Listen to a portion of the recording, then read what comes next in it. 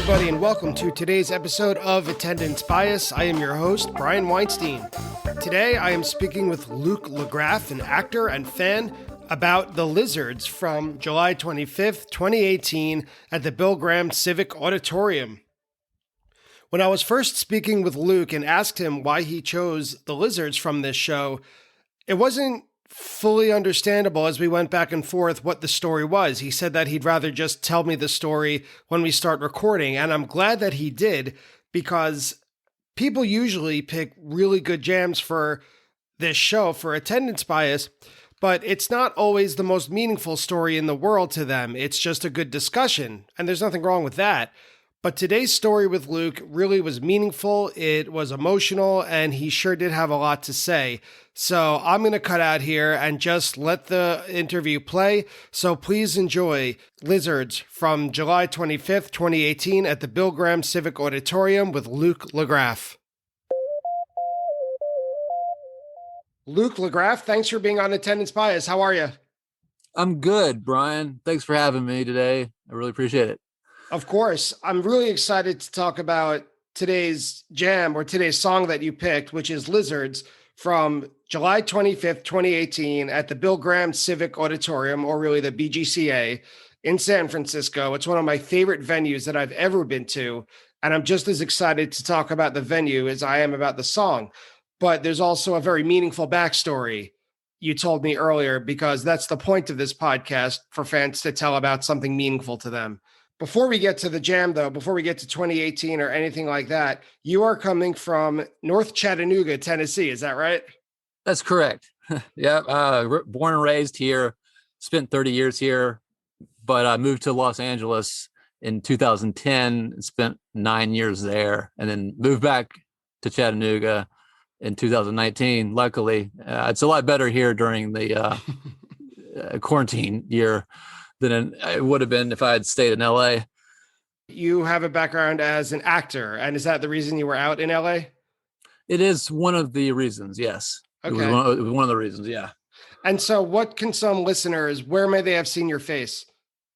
They saw my face, but not my hair in American Horror Story. I got scalped by Lady Gaga. Oh, and what season was that? Season 6. At the end of the first episode, I come crawling out of the woods, and my head is just a bloody mess. And then I crawl after Sarah Paulson's character, and she screams, and then it cuts, and then the second episode starts, and there's Lady Gaga holding my hair. That's really funny. You could say you've been held by Lady Gaga. Well, we weren't in the shot together, but before we did the scene, they introduced us, because she is such a megastar that, they had me. It was my first big role, and it wasn't even a big role. I was on screen for probably maybe 8 to 10 seconds, but they're like, this is, Tiffany, I believe her name is, but they introduced her and she, we shook hands, and she looked at me and just said, "You look amazing." Wow. And I said, thank you. Because they did an amazing job with the scalping, just the way they made it look. So they may have seen me in that. They may have seen me in Human Centipede 3. Oh, everyone has, of course. Well, luckily wasn't in the Centipede. I was a prison guard. I've got another role coming out that we filmed in Atlanta after I moved back here. But that hasn't been released yet. Soon, though. Soon, I'm sure it will be. So, yep. It's a fun job when you get work. But speaking of promotion or letting people know what's coming out, you told me that your mom also recently wrote or published a book, right? Tell us about that. Yeah, she wrote a autobiography over the last 5 to 6 years.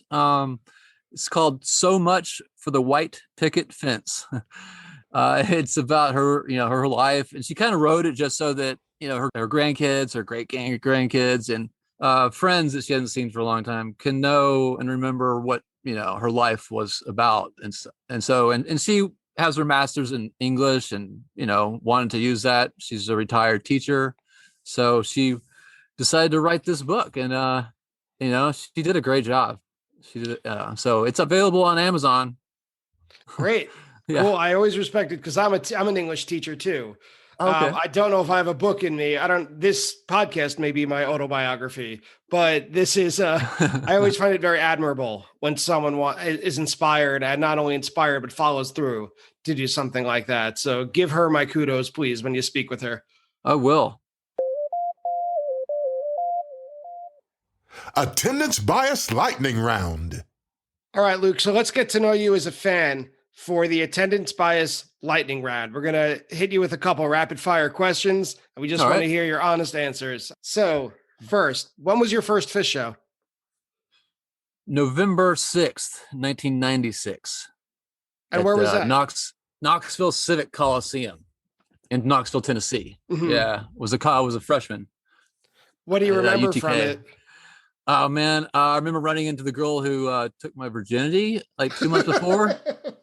I was not, sober, so it was weird seeing her. And then I also remember the David Bowie that ended the first set, and that was the song that really just blew my mind that night.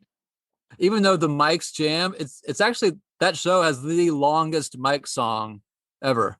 I have to check that out. Yeah, and then they encored Rocky Top, which I thought was hilarious, but I didn't even know at the time that they had ever played it. I thought they learned it for that show, and I thought that was just so funny. And when was your last Fish show? The last night in Charleston in December 2019. Oh, I was there too. That was with the Chalk Dust reprise, right? At the end? Yeah. So your first show was November 6th, 96. Most recent was December 8th, 2019. Pound for pound, what's your favorite song? Punch You in the Eye. And your favorite venue? Oh, I thought about this. The Gorge, probably. Yeah. That's a good answer. It's hard to beat. Yeah, it is. I also, since you're in Tennessee, I know Knoxville and Nashville are not super duper close, but I saw them in 2015 at the Ascend Amphitheater.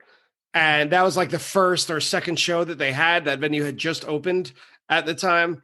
And wow, you talk about a great venue to see Fish. Can't get much better than Ascend. I saw their two shows in 2018 fall there. Yeah. The fall shows there in 2018. And so I have been to that venue, and that one, I thought about it too as being one of my favorite, and it's amazing there. Yeah. Nice and cozy and right downtown. Pound for pound again, indoor or outdoor Fish? Outdoor. Any songs that you're chasing? I wrote Anarchy, and I brought an Anarchy sign to the show I was closest at during the Baker's Dozen, because once we realized they're gonna not repeat anything, I was hoping they'd pull out an Anarchy. It's only 20 seconds long. Come on, guys. Yeah, they could do it. Anyone listening, if you're ever on the floor and you see Luke, it'll be probably the only guy with an Anarchy sign. Part ways, let him get up front. Thank you. We all want it. Are there any songs that are chasing you that you can't seem to get away from? I hate to say it, but Harry Hood, I've heard it a bunch, and it's great, but I hear it a bunch. Yep. Overall, your favorite Fish year? 94. Yeah, that's a good one. I always go back between 95 and 94. You can't quite nail it down. It's just so hard to answer that. Yeah, it is. It's impossible, but that's why I ask it. Hard-hitting questions here on Attendance Do Bias. it, man. Yeah. Your favorite post-show snack? Oh, what are they? I wrote it down. What did it say? Because it's late night. You're starving. You're probably coming down. You're probably a little thirsty. It's what do you go for? Those gosh, I could not think of what they're called. We'll come back to it. Even if it's in the middle of talking about lizards. Okay. If it just pops in your head, just shout it. We'll know what you mean. Yeah, right. And final question: what is the weirdest thing you've ever seen at a Fish show? What happened today? What happened to why I'm on this podcast? All right, so we'll get to it. The weirdest thing. You know what I mean? So we'll get to it because that's going to be in the next segment. When was this show played? So this show was the second night of a 2-night run at the BGCA in the summer of 2018. It was toward the beginning of the summer tour, which started with a West Coast run. This was after a 3-night run at the Gorge and before a 2-night stand at the Forum in Los Angeles. But after the Forum, they would go a little bit farther east for a show in Texas. Then they went all the way east for Alpharetta. They swung up the East Coast among the usual stops along the East Coast, and then they did their traditional Labor Day blowout at Dick's. I only saw a few shows in the summer of 2018. You, on the other hand, told me you did the whole tour except Raleigh. Yes, correct. It was the first time. It was my 40th birthday present to myself, was to just go on tour with them. It was great. I wanted to catch a certain song, and I did finally. So it was worth it. Yeah, I'm sure. Among a lot of other things. Yeah. But, yeah. I wanted to ask you, because since I didn't see a lot of shows in 2018, here's my impression of it almost from the outside looking in, because I did see a couple, but not many. 2018 didn't have a lot of debuts, new Fish debuts at least, but it seems like every show had a lot of teases. Like they were teasing something every show. I looked at fish.net. For some reason, the CBS crime show SWAT seemed to litter the set list. I have never seen that show, never heard of it before fish.net told me. The Birds, a lot of They Attack teases were all over the place. LA Woman was in a number of shows, Under Pressure, Back on the Train, and my notes say dozens of others. Was that something that you were aware of when you went to all these shows, or did it just kind of slip by? Because I could see shows and have no idea that they're teasing anything. Right. Teases, for me, I don't always catch. I should say, I rarely do. When I saw them at the Santa Barbara, the venue in Santa Barbara, and they played a theme from the bottom, and then they went into this long Echoes tease. It wasn't even a tease. They pretty much played it, the Pink Floyd song. And but it has to be something along those lines sometimes for me to really catch it or care, or unless it's like something funny that Trey throws in. I love that. Yeah, me too. You mean you're not up watching CBS primetime dramas like we all fish heads are? All right. Did you have any overall impressions of the summer of 2018, musically speaking? Anything that came on as a trend or something extremely memorable other than the Lizards from today's show? There was one new debut. Actually, there was a debut that on the 25th too, Keeping It Real, the Mike song. Oh, I don't know that song. That was debuted on the 25th. And also at the second night at the Gorge, they debuted that song Infinite, which they I like that played one twice. I did like it too. And that was my first time at the Gorge, and was just like, wow, cool. This is this perfect song because the view is just infinite, it just feels that way. Since today's show takes place in the Bill Graham, you've been there before, right? What are your overall impressions of that venue? Oh, it's, anywhere you are, it's great. It's just because it's small, you're gonna hear it. You're gonna hear everything fantastically.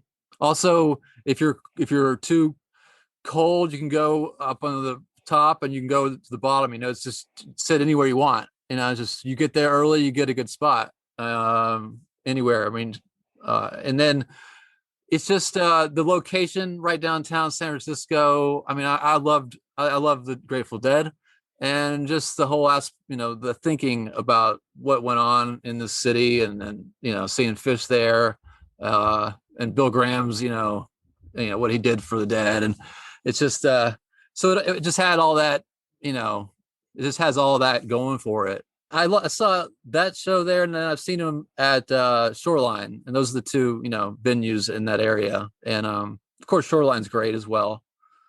But I think I'd rather see a show at Bill Graham. A sort of venue that it's so small, you could see everyone smiling.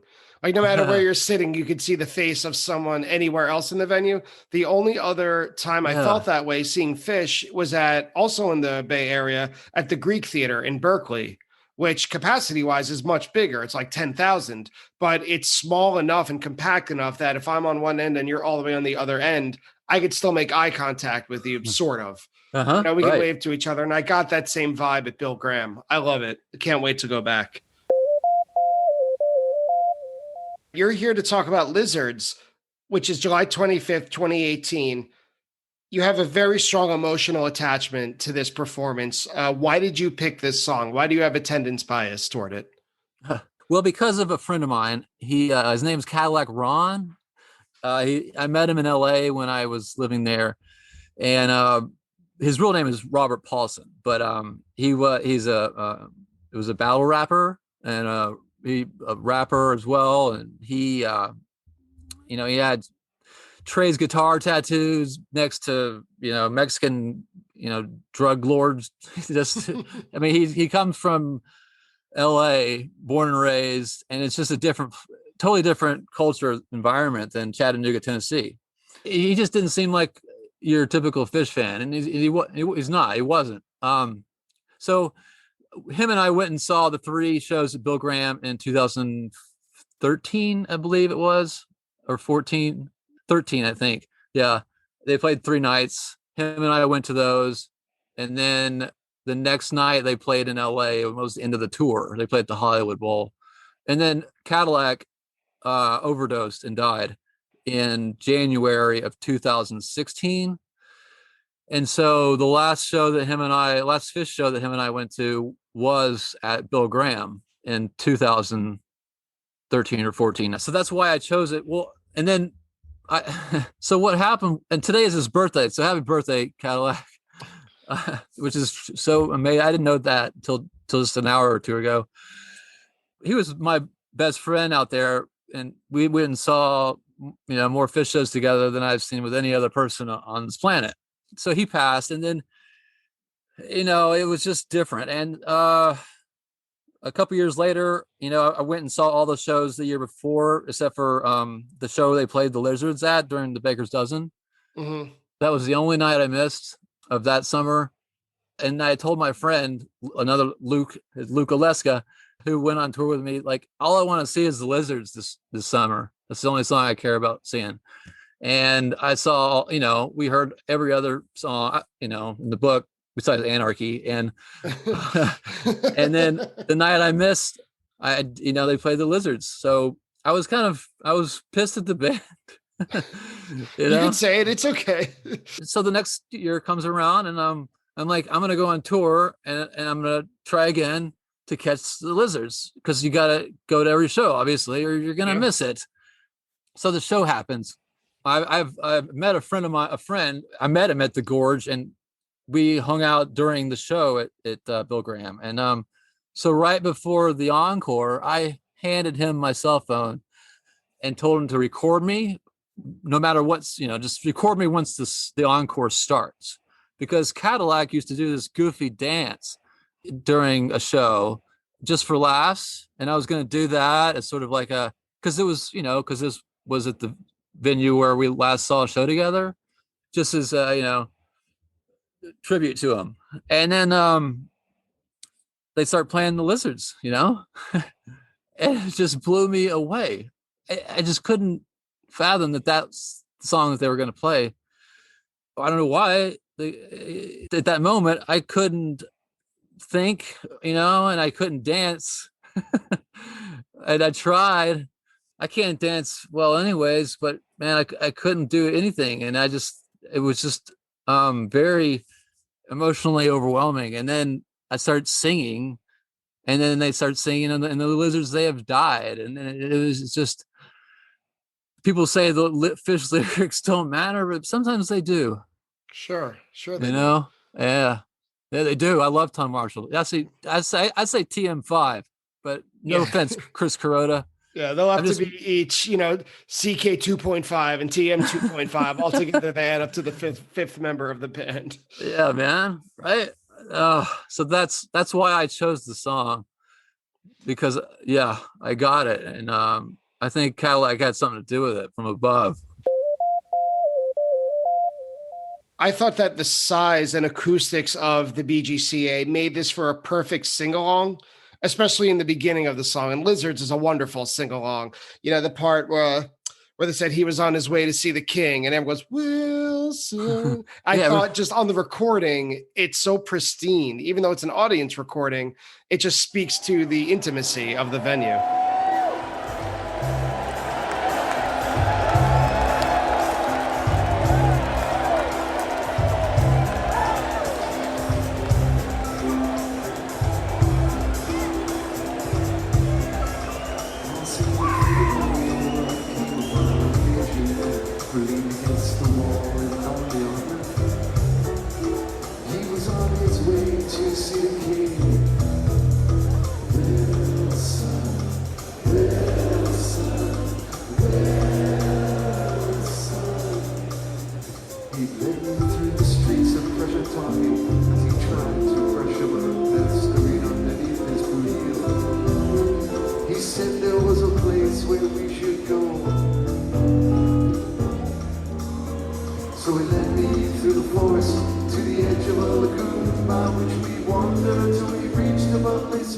Oh, right. On the audience. It sounds, you can hear everybody, singing that part, among others. Among other parts of the, go on. Yeah. Go on. Yeah. And I thought about a little over a minute in. Lizards is such a good place for, at least toward the beginning and middle, for Page to shine. He has those piano breaks. Mm-hmm. And I thought it was a beautifully melodic, even though it was a short piano solo from Page.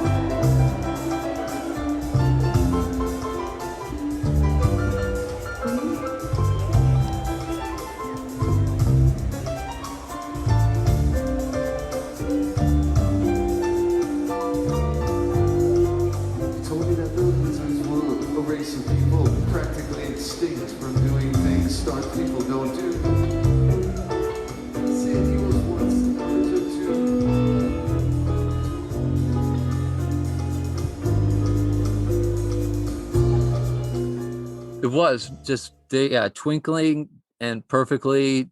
He perfectly twinkled. As I don't know, I'm not a musician. Neither am I. It's just the way it sounds. That part, that piano part during Lizards. Yeah. And there was no flubs at all. No flubs, and the audience is so pumped. I mean, Lizards is a treat. Mm-hmm. I don't think there's any other way to say it. I think you're lucky if you're there when they play it. I don't know if it's on the level of Anarchy as far as rarities go, but it is, there's something lilting about it. There's something that does make your heart leap a little bit when you hear that first part of the song. And then the usual, secrets of eternal joy and never ending splendor, surrender to the flow. You talk about Fish lyrics, it's all here. Right, exactly. When Trey Singh said surrender to the flow, everybody just was just like clapping and yelling and like, we all, have surrendered to the flow. Yes, but if you go back years, the crowd they hadn't surrendered to the flow yet, or at least they didn't, you know what I mean? Make that noise then. Right. That part of the song. Part of the song, yeah. Now it's become, it's almost become a woo.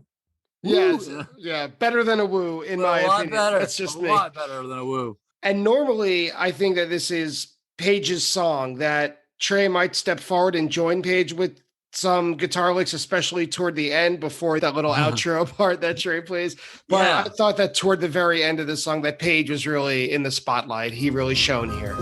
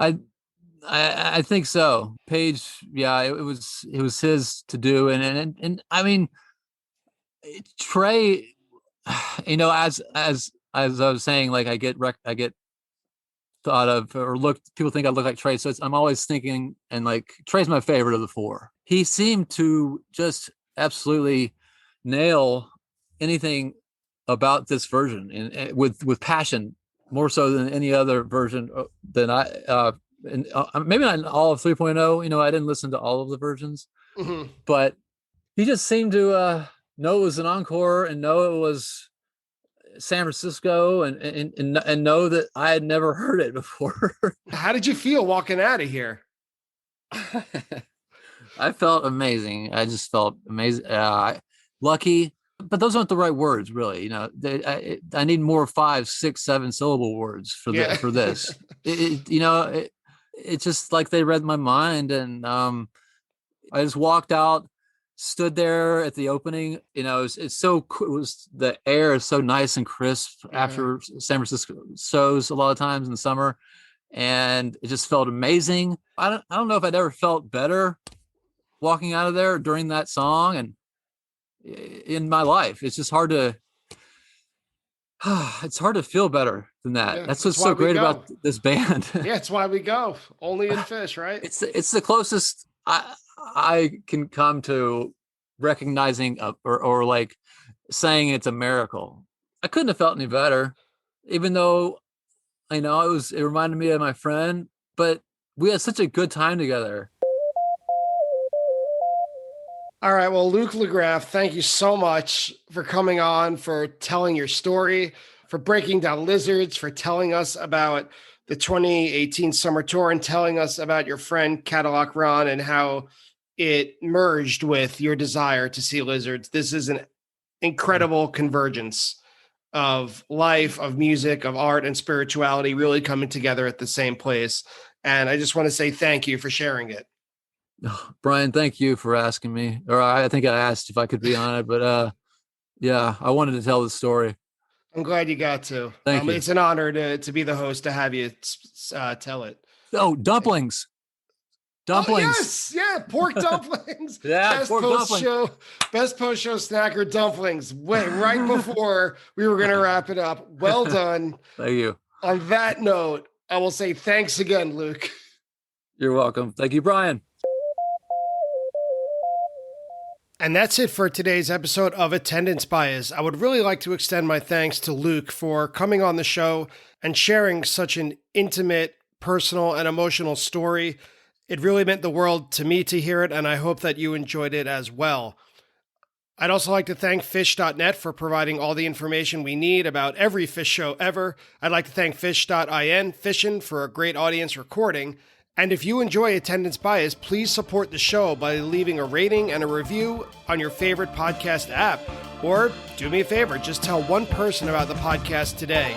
Call them, text them, however you'd like to spread the word. Most of all, I'd like to thank you for listening, and I'll see you next week on Attendance Bias.